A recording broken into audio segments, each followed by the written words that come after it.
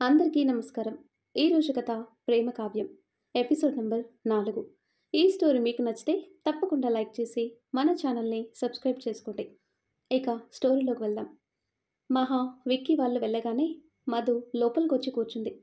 విక్కీ మాటలు, అతను చేసిన పని తలుచుకుని తనలో తానే చిరాకు పడింది. నిజంగానే పోకిర్లా ఉన్నాడు, కానీ మహా ఎంత మంచిది అనుకుంది. ఏంటి మధు, నీలో నువ్వే ఏదో ఆలోచించుకుంటున్నావు, మీ నాన్న మాటలా అని భుజంపై చెయ్యి వేసి అడిగింది విజయ. లేదత్తమ్మా, నాకు నాన్న మాటలు అలవాటే కదా అంటుంది. ఎంతకాలమని ఆ మాటలు పడతావు మధు? మావయ్య, మీ నాన్న నీ గురించి సంబంధం లేదని ముఖం మీదే చెప్పాడు. అందుకే రేపటి నుండి నువ్వు ఇక్కడే మాతో పాటు ఇంట్లో ఉండు మావయ్య అంటుంది. అవును మధు, చూస్తుంటే వాళ్ళ దృష్టిలో నీకు మనిషిగా కూడా విలువ లేదు. విలువ లేని దగ్గర ఎంతకాలమని ఉంటావు? నీకంటూ జీవితం ఉండాలి కదరా.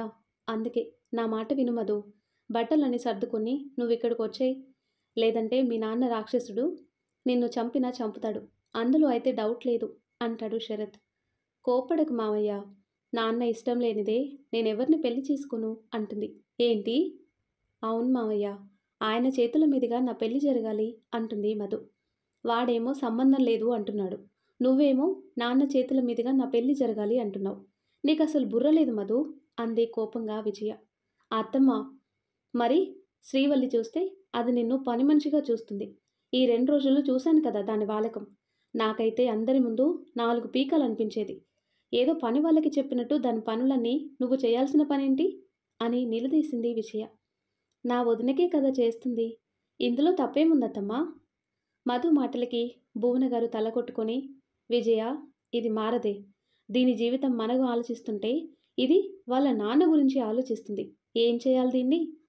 ఆ నరకంలోనే వదిలేయండి అమ్మమ్మ, అప్పుడు కానీ దీనికి బుద్ధి రాదు అంటూ విజయ్ పక్కన కూర్చున్నాడు వీర్. బావా అంటుంది. మరి లేకపోతే ఏంటి మధు? అమ్మ, నాన్న, అమ్మమ్మ మేమంతా చెప్తుంటే నువ్వేంటి మీ నాన్న కోసం ఆలోచిస్తావు? ఆయన కోపం మామూలే బావా. నా విషయం పక్కన పెడితే నాన్న అన్ని విషయాల్లోనూ పర్ఫెక్ట్ బావా అంటుంది మధు. ఎన్ని విషయాల్లో మీ నాన్న పర్ఫెక్ట్గా ఉన్నా నీ విషయంలో అయితే బాధ్యతగా లేడు మధు, అది నీకు తెలుసు. నిజమే బావా, కానీ నువ్వెన్ని చెప్పినా సరే వినే ఓపిక నాకు లేదు మధు. నువ్వు ఇక్కడే ఉండాలి, ఇదే ఫైనల్ అంటాడు వీర్. బావా అంటుంది. చూడు మధు, నీ మీద జాలితో ఇదంతా చేయటం లేదు. నువ్వు నా మేనకోడలివి మధు. చూస్తూ చూస్తూ నీ జీవితం నాశనం అవుతుంటే నేనెలా ఊరుకుంటాను? నాకు తెలుసత్తమ్మా, మీరందరూ నా కోసం ఆలోచిస్తున్నారు అని. మీ ఇష్ట ప్రకారం నేను ఈ ఇంట్లో ఉంటాను, కానీ ఇప్పుడు కాదు. నేను మీ ఇంటి కోడలిగా అడుగు పెట్టినప్పుడే. అప్పటి వరకు నన్ను వదిలేయండి అంటుంది. మధు, మావయ్య అంటూ శరత్ దగ్గరికి వచ్చింది. నీకు మావయ్య మాటంటే లెక్కలేదా అంటాడు. అదేంటి మావయ్య అలా అంటావు? మీ మాటకి నేనెప్పుడూ విలువిస్తాను. కానీ ఇది పెళ్ళి మావయ్య. నాకు ఒక ఆశ ఉంటుంది కదా, తండ్రి చేతుల మీదుగా నా పెళ్ళి జరగాలని. అంతేకాని మీ మాటంటే లెక్కలేక కాదు మావయ్య. దయచేసి నన్ను అర్థం చేసుకోండి అంటుంది. సరేరా, నీ ఆశ ఖచ్చితంగా నెరవేరుతుంది. నాన్నతో మరోసారి నేను మాట్లాడతాను. థ్యాంక్స్ మావయ్య. సరే మావయ్య, ఇంక నేను ఇంటికి వెళ్తాను అంటుంది మధు. ఎక్కడికి వెళ్ళేది? నైట్ రిసెప్షన్ ఫంక్షన్ ఉంది, మర్చిపోయావా అంది విజయ. లేదమ్మా, మధు ఊరికనే ఇంటికి వెళ్తాను అనటం లేదు. మావయ్యకి భయపడి వెళ్తాను అంటుంది. అవునా మధు? సూటిగా అడిగాడు వీర్. అలాంటిదేమీ లేదు బావా, ఉంటాను అని చిన్నగా నవ్వింది. కానీ మధు గుండెల్లో ఏదో తెలియని భయం. మధు, పద రెడీ అవ్వు అని మధుని తీసుకుని తన రూమ్కి వెళ్ళింది విజయ. ఆ తర్వాత కట్ చేస్తే ఆఫీస్ పనులన్నీ చూసుకుని ఇంటికి వచ్చేసరికి 11 అయింది. ఫ్రెష్ అయ్యి బయట సోఫాలో కూర్చున్నాడు విక్రమ్. ఏంటన్నయ్య ఇంత లేట్ అయింది అని భోజనం ప్లేట్ పట్టుకుని విక్కీ పక్కన కూర్చుంది మహా. అవదేంటి, తొందరగా బయలుదేరమంటే లేట్ చేశావు, లేదంటే నాకెందుకు ఇంత లేట్ అవుతుంది అంటాడు. కోప్పడకన్నయ్య, ముందు భోజనం చేయి. ఇంతకీ నువ్వు భోజనం చేశావా లేదా? నీతో పాటు కలిసి తిందామని చేయలేదన్నయ్య. నాటకాలాడకు, ముందు నువ్వు తిను అని మహా చేతిలో ప్లేట్ లాక్కొని ఆమెకి తినిపిస్తూ తను తిన్నాడు. అన్నయ్య అంటుంది. ఏంటి మహా అని హ్యాండ్ వాష్ చేసుకుని మహా పక్కన కూర్చున్నాడు. అది కాదురా, విజయ ఆంటీ మేనకోడలుంది కదా మధు. మహా నోటి నుంచి మధు పేరు రాగానే విక్కీ మధు రూపం తలుచుకున్నాడు. తోటలో జరిగిన సంఘటన గుర్తు చేసుకుని, హా ఉంది, తానో తింగరు మాలోకం కదా అంటాడు చిన్ దగ్గర రబ్ చేసుకుంటూ. అబ్బా అన్నయ్య, కుదురుగా మాట్లాడు, తను చాలా డీసెంట్ అమ్మాయి తెలుసా? సైలెంట్‌గా ఉందని తక్కువ అంచనా వేయకే. తింగరగా ఉన్న వాళ్ళే పెళ్ళయ్యాక మొగుడిని కొంగు కట్టుకొని తిరుగుతారు అంటాడు విక్కీ. చేశావులే, అందరూ అలా ఉంటారని అనుకోకు. నిజంగానే మధు చాలా మంచమ్మాయి. ఆ మంచమ్మాయి టాపిక్ ఇప్పుడు మన మధ్యన ఎందుకు మహా అంటాడు విక్కీ. చెప్తానన్నయ్య. వాళ్ళ నానమ్మ భువన గారు మధుని కాలేజ్‌లో జాయిన్ చేస్తానని చెప్పారు. ఏంటి? అని అరిచాడు విక్కీ. అది అరుపు కాదు, సంతోషం. నువ్వేంటన్నయ్య అలా అరుస్తున్నావు? అబ్బే ఏం లేదు అన్నాడు. అవునన్నయ్య అంటూ అక్షరం పొల్లుపోకుండా మధు గురించి అన్ని విషయాలు చెప్పింది మహా. మహా మాటలు వింటున్న విక్కీకి మధు లైఫ్ కోసం ఒక క్లారిటీ వచ్చింది. నిజంగానే పాపం కదా అన్నయ్య మధు అంటుంది మహా. "హుం, పాపం కాదు. మధుకి ఎదురించే ధైర్యం లేదు. తను పిరికిది" అంటాడు. ఏంటి? అంటుంది మహా. అవును మహా, తను కాలేజ్‌లో అయినా సరే చదవదు. డబ్బులు బో అంతే. ఎందుకంటే భయం తనకి కొంచెం కాదు, ఒళ్ళంతా ఉంది. ఆ భయం వాళ్ళ నాన్న అని విక్కీ అనగానే మహా తలూపింది. నువ్వు చెప్పింది నిజమే అన్నయ్య. కానీ ఎందుకన్నయ్య తనకి అంత భయం? విక్కీ పక్కన కూర్చుని అడిగింది మహా. నాకేం తెలుసు మహా, తనేమన్నా నా పెళ్ళామా ఏంటి? అన్నాడు నొసలు చిట్లించి. తను నీ పెళ్ళామైనా బాగుండేదన్నయ్య. ఎంచక్కా మధు రోజూ నాతో కాలేజ్‌కొచ్చేది అంటుంది మహా. కంగారు పడకులే, తొందరలోనే నీకు వదిన్ని తీసుకొనొస్తాను. మధు నాకు నచ్చలేదే. ఆ ఏడుపు, ఆ భయం, చిరాకు తెలుసా నాకు? అన్నాడు ముఖం అదోలా పెట్టి. నీకు సాధించుకొని తినే పెళ్ళాం దొరకాలి. ఇదే నా శాపం అంది మహా. విక్రమ్, మనం సాధించుకొని తింటాం కానీ మనల్నెవడు సాధిస్తాడు? అంటాడు టీ షర్ట్ కాలర్ ఎగరేస్తూ. మిడిసిపడకన్నయ్య, నీకు మ్యారేజ్ అవ్వని అప్పుడు చెప్తాను అంటుంది మహా.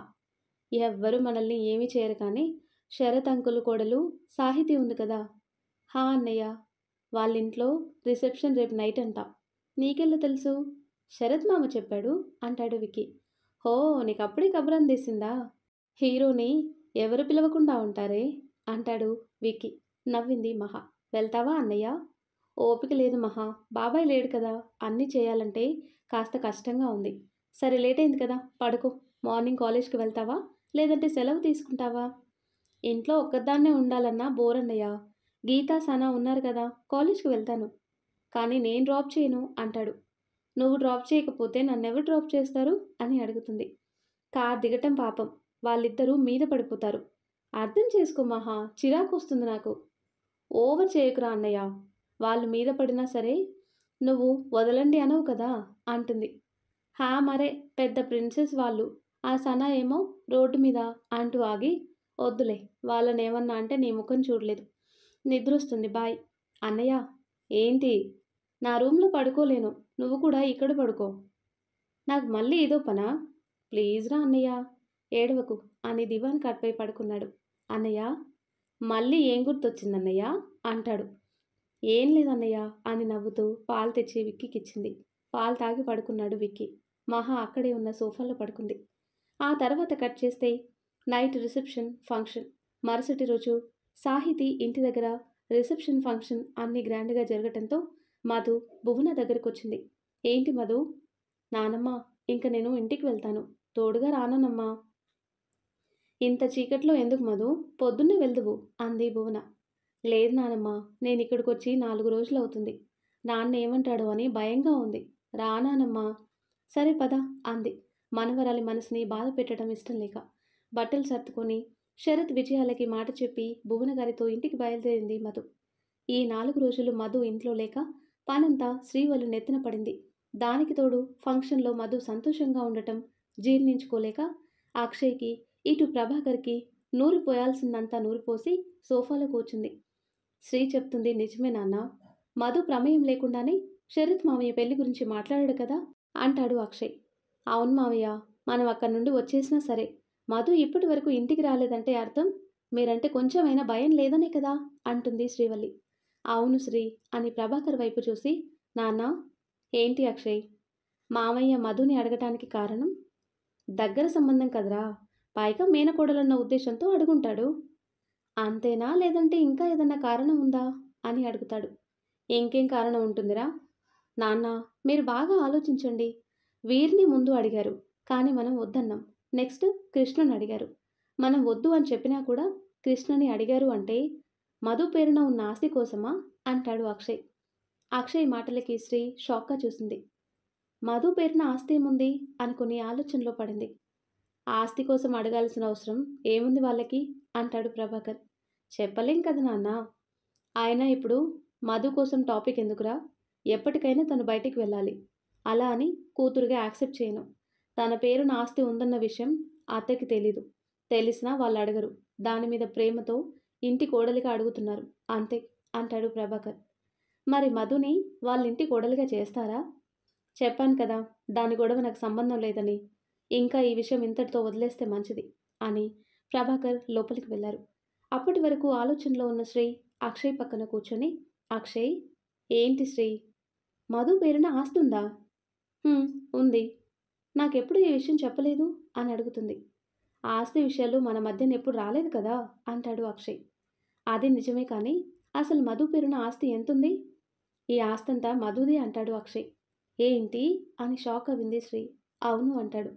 అక్షయ్, నువ్వు జోక్ చేయటం లేదు కదా అని నమ్మలేక అడిగింది. పిచ్చి, నేనెందుకు జోక్ చేస్తాను? అమ్మ చనిపోయే ముందు ఆస్తంతా మధు పేరున రాసింది. అవునా? అవును. మధు పుట్టగానే అమ్మ ఎందుకు అలా చేసిందో తెలీదు. కానీ అమ్మ మాటని కాదనలేక నాన్న ఆస్తంతా మధు పేరున రాశాడు. ఈ ఆస్తి ఇప్పుడు మూడింతలు ఎక్కువ చేశాడు నాన్న. ఒక 100 కోట్లు ఉంటుందా మధు పేరున ఆస్తి అని అడుగుతుంది. నీ ముఖం, ఇంకా ఎక్కువ ఉంటుంది అంటాడు అక్షయ్. ఒక 500 కోట్లు? చంపుతున్నావు కదే. ఇప్పుడు ఆస్తి కోసం తెలుసుకొని ఏం చేస్తావు అంటాడు అక్షయ్. ఏం చేస్తుంది? నిన్ను మీ నాన్నని బయటికి నెట్టి ఆస్తంతా తన పేరున రాయించుకుంటుంది. మీ ఆవిడ చావు తెలివితేటలు నీకు తెలియదు కానీ నాకు తెలుసురా మనవడా అంటూ మధుతో కలిసి లోపలికి అడుగుపెట్టింది భువన. భువన గారి మాటలకి శ్రీవల్లికి రోషం పొడుచుకొని వచ్చింది. ఏంటమ్మమ్మా, మీ కంటికి నేను ఎలా కనపడుతున్నాను అంటుంది. మనిషిగా అయితే నా కంటికి కనిపించటం లేదు అని ఏమాత్రం తడబడకుండా అక్షయ్ పక్కన కూర్చుంది. ఏంటి నానమ్మా అలా మాట్లాడుతున్నావు? నీ పెళ్ళాన్నేమీ అనేయటం లేదు, ఏదో సరదాగా అన్నాను. మధు, ముందు నువ్వు వెళ్ళి స్నానం చేయి. సరే నానమ్మా అంది. ఒక్క నిమిషం. ఏంటన్నయ్య? పిలుపు మార్చు మధు. పిలుపు మార్చటం ఏంటిరా? ఏం లేదు నానమ్మ, ఈ 4 రోజులు ఈ ముద్దుల మల్వరాలికి ఇల్లు గుర్తుకు రాలేదా? టైం కాని టైంలో ఇంటికి వచ్చింది అంటాడు అక్షయ్. ఎందుకు గుర్తుకు రాదు? కానీ దురదృష్టం మీ చెల్లి నెత్తినుంది కదరా. తన మనసుకి ఇంటికి వెళ్ళాలి అన్నా నాన్న మనుషులొచ్చి తీసుకువెళ్ళాలి కదా. కానీ ఆ భాగ్యం దానికి లేదులే. ఒంటరి బ్రతుకు, అందరూ ఉన్నా ఒంటరి బ్రతుకు అంటుంది. ఎవరికి ఒంటరి బ్రతుకు? నీ మనవరాలు చాలా తెలివైంది నానమ్మ. మావయ్య ఇంట్లో చాలా ప్లాన్స్ వేసింది కదా. నాకెలాంటి ప్లాన్స్ లేవన్నయ్య. అసలు నా పెళ్లి టాపిక్ వస్తుందని నేను అసలు అనుకోలేదు. అయినా నా జీవితం మీద నాకే ఆశ లేదు. ఇంకా పెళ్లి కోసం ఎందుకుంటుందన్నయ్య అని విరక్తిగా ఒక నవ్వు నవ్వి లోపలికి వెళ్ళిపోయింది మధు. ఏంట్రా అక్షయ్, మీ చెల్లి వెళ్ళినంతసేపు అలా చూస్తుండిపోయావు? తన మాటలు నీకు బాధ కలిగించాయా అని అడుగుతుంది భువన. బాధెందుకు? తన పిచ్చి పిచ్చి మాటలకి ఎవరు బాధపడేవాళ్ళు లేరు అన్నాడు. అవును, పిచ్చి వాళ్ళ మధ్యన ఉండి తనకి పిచ్చి మాటలు వస్తున్నాయి అక్షయ్. తను మాత్రం ఏం చేస్తుంది అని మధు రూమ్కి వెళ్ళింది భువన. శ్రీవల్లి కోపంగా అక్షయ్ చేతిని పట్టుకుని తన గదికి తీసుకుని వచ్చింది. ఏమైంది శ్రీ? ఏమవ్వాలి? చూసావా మీ నాన్నమ్మ ఎలా మాట్లాడుతుందో? తనకి మధు అంటే ఇష్టం, అందుకే ఎప్పుడు మధుని వెనకేసుకొని వస్తుంది. నువ్వేమీ ఫీల్ అవ్వకు అన్నాడు అక్షయ్. ఏమీ ఫీల్ అవ్వకు? ఆస్తి కోసం అడిగితే చూసావా నన్ను ఎన్ని మాటలందో. నాకెందుకో ఈ 4 రోజులు మధు శరత్ అంకుల్తో కలిసి పెద్ద ప్లాన్ వేసినట్టుంది అంటుంది. మధుకంత సీన్ లేదు శ్రీ అంటాడు అక్షయ్. సైలెంట్గా ఉందని ఎవరిని తక్కువ అంచనా వేయక అక్షయ్. మీ నాన్నమ్మ ఇంటికి వెళ్ళని, అప్పుడు మధుతో మాట్లాడతాను అని పళ్ళు నూరుకుంది శ్రీవల్లి. ఆ తర్వాత కట్ చేస్తే మధుకి అన్ని జాగ్రత్తలు చెప్పి మరుసటి రోజు ఇంటికి వెళ్ళిపోయింది భువన. మధు లేచి అన్ని పనులు చేసి బయటకొచ్చి మొక్కలకి నీళ్లు పోసే పనిలో పడింది. మధు, వదినా నీతో మాట్లాడాలి, లోపలికి రా. సరే వదినా అని వాటర్ ట్యూబ్ పక్కన పెట్టి లోపలికి వచ్చింది. అప్పటికే హాల్లో కూర్చొనున్నారు ప్రభాకర్ గారు, అక్షయ్. మధు లోపలికి రాగానే ప్రభాకర్ గారు అగ్గిలం మీద గుగ్గిలమయ్యారు. అసలేమనుకుంటున్నావు మధు? నేనేం చేశాను నాన్న? సిగ్గులేందానా, నువ్వింతకి దిగజారుతావని అస్సలు అనుకోలేదు. నీకు పెళ్లి కావాలితే నన్ను అడగాలి కానీ మీ మామయ్య వాళ్ళ చేత అడిగించటం ఎందుకు? నీకు డొంక తిరుగుడు పనులు చేయటం కూడా వచ్చా అంటాడు. వచ్చు కాబట్టే కదా మావయ్య, అక్కడ శరత్ అంకుల్ని, విజయ ఆంటీని బాగా రెచ్చగొట్టింది. లేదంటే వాళ్ళెందుకు మనల్ని కూర్చోబెట్టి అడుగుతారు? అని పొగరుగా అగ్గిలో ఆజ్యం పోసింది శ్రీవల్లి. ఎందుకిలాంటి పని చేశావు? అంటాడు. నాకు పెళ్లి మీద ఆశ లేదు నాన్న. అలాంటిది నేనెందుకు వాళ్ళ చేత అడిగిస్తాను? అంటుంది మధు. నోరు మూయ్ మధు అంటూ మధు చెంపపై ఒక్కటిచ్చాడు అక్షయ్. అన్నయ్య నేనేం చేశాను? అంటుంది మధు. ఏం చేశావా? అసలు నువ్వెవరినడిగి 4 రోజులు అక్కడున్నావు? గంభీరంగా వచ్చింది ప్రభాకర్ గొంతు. అదేంటి నాన్న అలా మాట్లాడుతున్నారు? మీ ఎదురుగానే అత్త అడిగింది కదా 4 రోజులు మధు ఇక్కడే ఉంటుందని. అవును.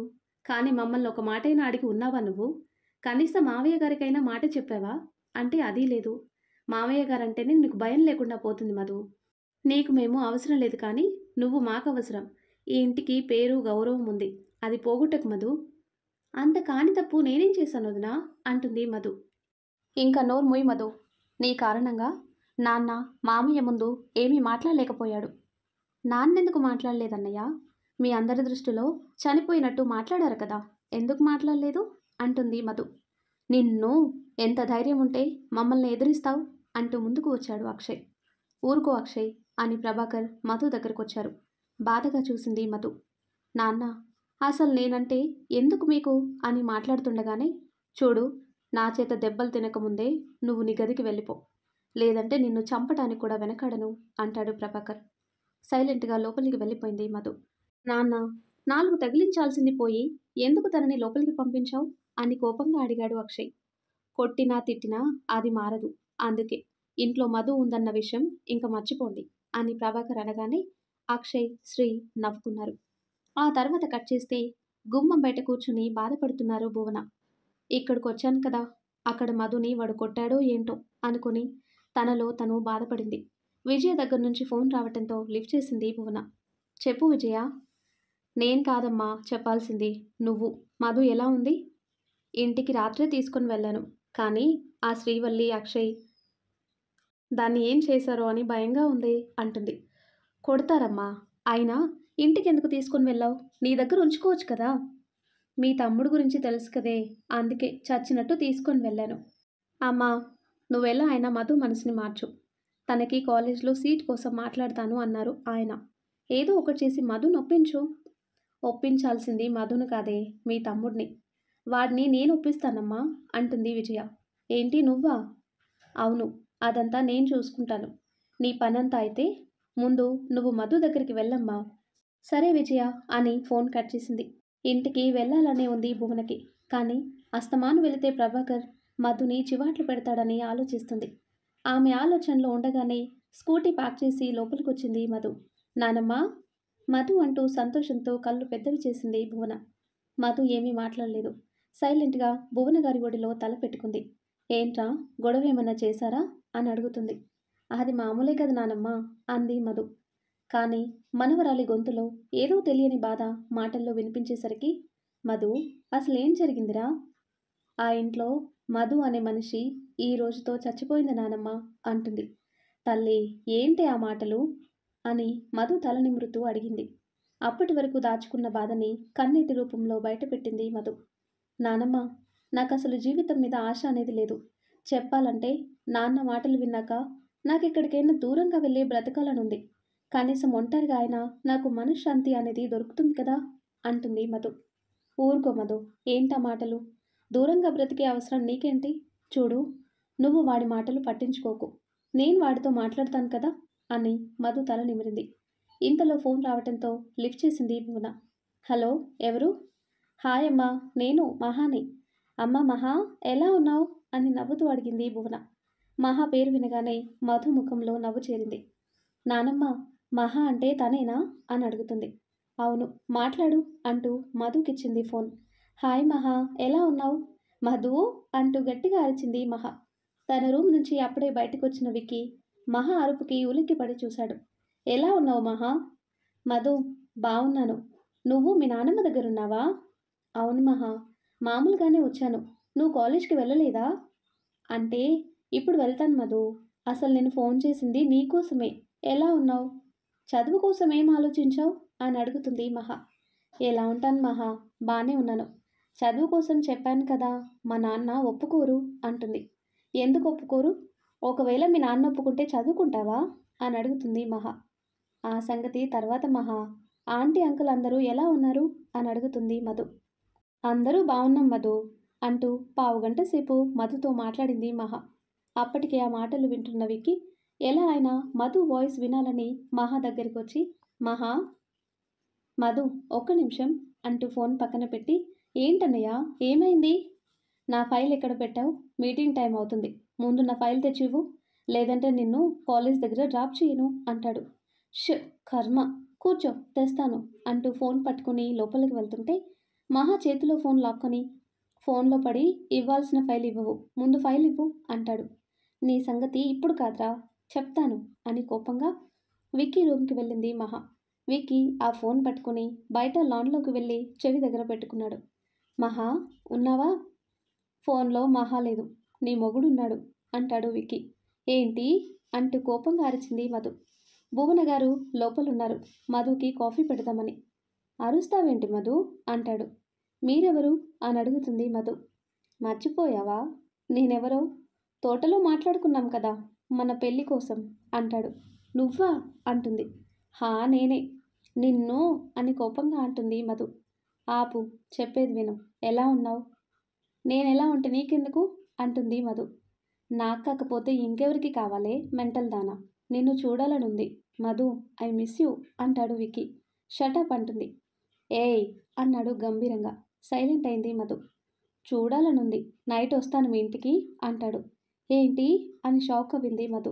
అవును, సరే ఉంటాను, ఫోన్ మా చెల్లికి ఇస్తాను మాట్లాడు అని తన రూమ్కి వచ్చాడు. ఫైల్ కనిపించక రూమ్ అంతా వెతుకుతుంది మహా. మహా అంటాడు. అన్నయ్య, ఫైల్ ఎక్కడా కనిపించలేదురా. ఎలా కనబడుతుంది ఫైలు? నువ్వు నీ రూమ్లో పెట్టావు, నా రూమ్లో కాదు, నేను తీసుకుంటానులే, నువ్వు ఫోన్ మాట్లాడుకో అని మహా చేతిలో ఫోన్ పెట్టి అక్కడి నుంచి వెళ్ళాడు విక్కీ. హలో మధు, సారీ చాలాసేపు వెయిట్ చేయించాను అంటుంది. పర్వాలేదు మహా అని కాసేపు మహాతో మాట్లాడి ఫోన్ భువన గారికి ఇచ్చింది. నువ్వు చెప్పినట్టు చేస్తాను మహా, ఉంటాను అని భువన గారు ఫోన్ ఛార్జింగ్ పెట్టి మధుకి కాఫీ ఇచ్చారు. నాకెందుకు నానమ్మ కాఫీ, ఇంటి దగ్గర తాగి వచ్చాను అంటుంది. నువ్వు తాగావో లేదో నాకు తెలుసు, ముందు కాఫీ తాగు, నేను ఈలోపు టిఫిన్ చేస్తాను అని కిచెన్ రూమ్కి వెళ్ళింది. కానీ మధు మనసులో లేదు. విక్కీ మాటలు తలుచుకొని, ఆ పిల్లాడేంటి నన్ను చూడటానికి ఇంటికి వస్తానంటున్నాడు? నిజంగానే వస్తాడా? నిజంగానే బుద్ధి లేదు వాడికి. రాని, ఇంటికి వస్తే శరత్ మామయ్యతో చెప్తాను అనుకుని కాఫీ తాగింది మధు. ఆ తర్వాత కట్ చేస్తే కార్ పార్క్ చేసి లోపలికొచ్చింది విజయ. హాల్లో కూర్చొనుంది శ్రీవల్లి. విజయ్ రావటం చూసి ఆశ్చర్యపోయింది. శ్రీవల్లి, మా తమ్ముడున్నాడా? హా అమ్మా, కూర్చోండి అని జ్యూస్ తెచ్చిచ్చింది. నాకిప్పుడు ఇవేమీ వద్దు, కాస్త మా తమ్ముడిని పిలు, వాడితో మాట్లాడాలి. సరే అమ్మా అని ప్రభాకర్ రూమ్కి వచ్చింది. ఏంటి శ్రీవల్లి? మావయ్య, విజయ్ అమ్మగారు వచ్చారు. ఏంటి, అక్క వచ్చిందా? అవును మావయ్య. సరే పద, వస్తున్నాను అని పొలం కాగితాలు లాకర్లో పెట్టి బయటికి వచ్చాడు ప్రభాకర్. ఏంటక్క ఇలా వచ్చావు? నీతో మాట్లాడాలరా. మధు పెళ్లి కోసమా? చెప్పాను కదా నా నిర్ణయం అంటాడు. నేనొచ్చింది మధు పెళ్లి కోసం కాదురా అంటుంది విజయ. మరి దేనికక్క? శ్రీవల్లి, నువ్వు ఇక్కడి నుంచి వెళ్ళు, నేను మా తమ్ముడితో పర్సనల్గా మాట్లాడాలి అంటుంది విజయ. విజయ మాటలకి శ్రీవల్లికి కోపం వచ్చింది. సరే అమ్మా అని తనలో తానే పళ్ళు నూరుకొని తన గదికి వెళ్ళింది. ఏంటి అక్క, దానికోసం మాట్లాడే పనేముంది ఆలోచిస్తూనే అడిగాడు ప్రభాకర్. మధు చదువు కోసం అంటుంది. ఏంటి అని షాక్ అయ్యాడు ప్రభాకర్. నువ్వు విన్నది నిజమేరా, నేను నా కోడల్ని చదివించాలి అనుకుంటున్నాను, ఏమంటావు అంటుంది విజయ. తన అక్క మాటలకి కోపం వచ్చింది ప్రభాకర్కి. నువ్వు నిజంగానే మధుని కోడలిగా ఫిక్స్ అయ్యావా అక్క అని అడుగుతాడు. ఏమైందిరా అలా అడుగుతున్నావు? మధు నా ఇంటి కోడలవ్వటం నీకు ఇష్టం లేకపోతే నేనేం చేయలేను అంటుంది. అన్నీ తెలుసుండే నువ్వు ఈ నిర్ణయం తీసుకున్నావు, నేనేం చేస్తాను?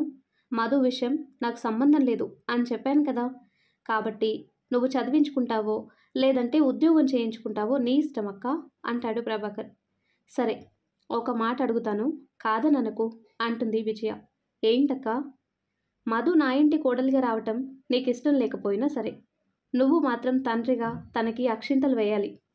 నా మాటని తీసి పడేయకు, ఇంటికొచ్చి మరీ అడుగుతున్నాను.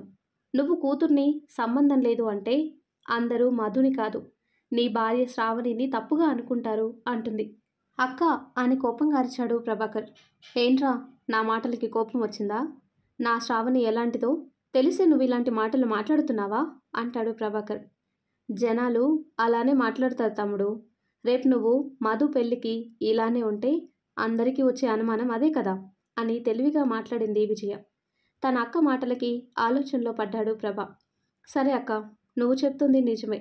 నా చేతుల మీదుగానే మధు పెళ్లి చేస్తాను అంటాడు. ప్రభాకర్ మాటలకి విజయకి చాలా ఆనందం కలిగింది. ప్రభా, మధుని నేను చదివించుకుంటాను. 2 నెలల్లో కృష్ణకి మధుకి నిశ్చితార్థం చేసి ఆ తర్వాత పెళ్లి చేద్దాం, ఏమంటావు?